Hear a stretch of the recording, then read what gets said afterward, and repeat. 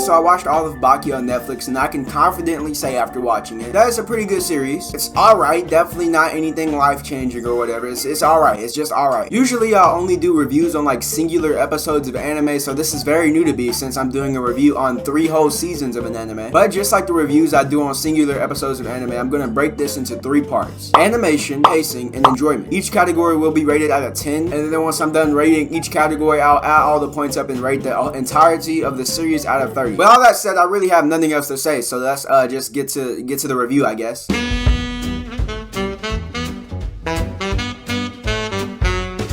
Baki has an amazing art style, and seeing the way the characters were drawn is what really got me to watch the series. When you see the little Netflix thumbnail and see how good Baki looks in it, and then you see that it's a fighting anime, you immediately think, bro, this animation, it has to be fuego. Like, anything less would just be disrespectful. But to my surprise, this anime has extremely mediocre animation. They use CGI quite a bit, and it really does not look good. And they do this thing where instead of like actually animating people's limbs and actually like animating people hitting people and the hits connecting, they like turn their limbs into like little color streaks instead of just animating their limbs. Watching an anime about hand-to-hand combat, you'd expect long exchanges between like, you know, 2 opponents just vigorously fighting, right? You'd expect shit like that. But in reality, they don't have those. Usually when they have like exchanges between 2 characters that don't go interrupted with talking, they usually either last a few seconds or are just completely one-sided to a point where you can't even consider the fight a fight. In my personal opinion, Baki has a cooler art style than most of the anime that I watch, and it has this really unique and detailed style that is satisfying to look at, but it's sad to see anime that just don't look as cool when it comes to art surpass it greatly in animation, and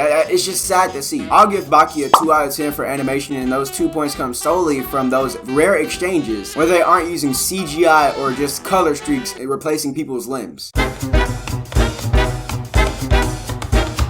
I can kind of split up the pacing in 2 separate parts, and that's pacing in fights and pacing in literally every moment in the series where somebody isn't fighting. I think the pacing for like the normal moments in the series where people aren't fighting is actually really good. Things go by fast, but not too fast to a point where you're like, what the fuck? They don't spend too much time hovering over a single arc to a point where it's just washed up and boring. They do an amazing job building up hype for fights and explaining characters' strengths and weaknesses. Like, they do that really good. This might be a weird like take on the pacing. This might seem like I'm going like straying away from pacing, but just listen to me. Follow me, please. You ever just think and imagine yourself living in an anime world? Like, you ever do that? Let's say I was a One Piece character. I feel like I would make a pretty strong One Piece character. Like, I'm not gonna lie. Back when I used to just non-stop read One Piece, I would just think to myself, like, nigga, if I lived in the One Piece world, I would be a fucking a master of hockey. I would beat up every nigga, and I would have just the best harem ever. You ever think about that with like anime? Like, you ever do that? You ever look at the anime world and be like, man, I could really survive here, right? Like, you ever think that? Baki is definitely not one of the anime to do that with. Like, in Baki, like, they don't focus on like just willpower and fights. They kind of do, but they kind of don't at the same time. Like, it's not like a nigga can just beat up somebody with pure willpower. And I like that. I like that realistic feeling it gives off. I like how whenever there's a moment in the show where like somebody who's like not that experienced is fighting somebody really experienced in the show, they really show you no matter how hard you try, a nigga who is better than you at fighting will fuck you up. And when niggas get fucked up in this anime, they get fucked up, my nigga. Although I feel like I'd make a pretty strong One Piece character, and by the way, niggas in One Piece are a lot stronger than niggas in Baki. I feel like if I was thrown into the Baki universe, everybody would dick me down. Like, even the weakest, most minuscule characters would dick me down. Like, I am that weak. That is how good they are at displaying strength. I really do wish that other anime did this good of a job at displaying the strength. Like, for instance, although the characters in this anime are really weak compared to One Piece characters, when you imagine fighting some of the characters in Baki, it's a lot more scarier than imagining fighting like some of the One Piece characters, honestly. It just kind of shows you how good they are at displaying strength. Like, the characters in this anime are so weak that Rock Lee from OG Naruto could probably wash all of them. If you disagree with me and think that Rock Lee cannot beat most of the niggas in this series, then that kind of just shows you how good of a job they're doing at displaying strength. Because now that you think that nigga who almost beat up a dude who could instant kill well-trained ninja can get beat by somebody in Baki, it goes to show just how good they are at displaying strength. Now, to get to the bad side of the pacing, and that's the pacing in the fights. The reason I think the pacing in the fights is bad because of how good the pacing in the moments that they aren't fighting are. They're so good at the pacing and building up character strength, and so when you get to an actual fight, you expect so much and you get so little. And the thing about the fights in this anime, a lot of them are really short. Not only are they short, but they spend majority of the time in the fights talking. Now, usually in other anime like Naruto, Hunter x Hunter, blah blah blah blah blah, I would have no issue with them spending majority of the fight talking because those anime aren't centered around fighting. Yeah, Naruto has fighting in it, but that's not the main purpose of the entire show. Hunter x Hunter too, like Hunter x Hunter, they actually spend a lot of time talking. Like, there aren't that many fights in Hunter x Hunter compared to other anime. But in Baki, an anime that's literally about fighting, there's no external external goal outside of fighting. There's no becoming the Hokage. There's no finding my dad. Is fighting. I'm going to take one fight scene from each season and tell you guys how long the fight is, and I'm going to tell you guys how many seconds of that fight they actually spent fighting. For the first season, we have Dopo versus Dory. They fought for about 5 minutes and 17 seconds, which is 310 seconds, and they spent only 64 of those seconds actually fighting. They spent the rest of the time just either talking or just having these really long awkward pauses. For season 2, we have Baki versus Sikorsky. I think I said his name right, I'm sorry. The fight was pretty short. It was about 1 minute and 12 seconds, which is 72 seconds, and they only spent 31 seconds out of 72 seconds actually fighting. The rest they were either talking or having weird pauses. Mr. Unchained versus Rahan Kaioi. I don't know how to pronounce his name. That fight was about 12 minutes long, which is 720 seconds. And you want to know how much time they actually spent fighting? They spent 166 seconds out of 720 seconds fighting. Are you noticing the trend? In all of these fights that I named here, they spent majority of the fights talking rather than actually fighting. Like, that's for all 3 of the fights that I named, and I can name plenty more. The only reason I did it is because trying to get the amount of seconds for each fight was just pretty hard. It was a hard task. Like, I had to rewatch episodes that I've already seen in this anime, have my stopwatch going whenever people would actually like throw punches, and then I would have to stop the stopwatch every time they would talk. It took literally 1.5 hours for me to calculate the time for these 3 fights just because of how much I had to fucking do the stopwatch, and I tried to make my time limit as accurate as possible. I could definitely name more fights, and if you watch this shit yourself, you would definitely notice it. Like, if you don't believe me, go ahead and go find some more fights. And I'm not saying that this series has fights that they don't actually spend more time fighting than talking, but usually in the fights where they spend majority of their time fighting, those fights are usually really short, and that is really sad considering that this is an anime about fighting. I'll give the pacing for this anime a 5 out of 10, and most of those points come solely from the fact that the pacing is actually good when the people aren't fighting. But it's definitely sad that an anime about fighting has good animation all the time except for when they're fighting.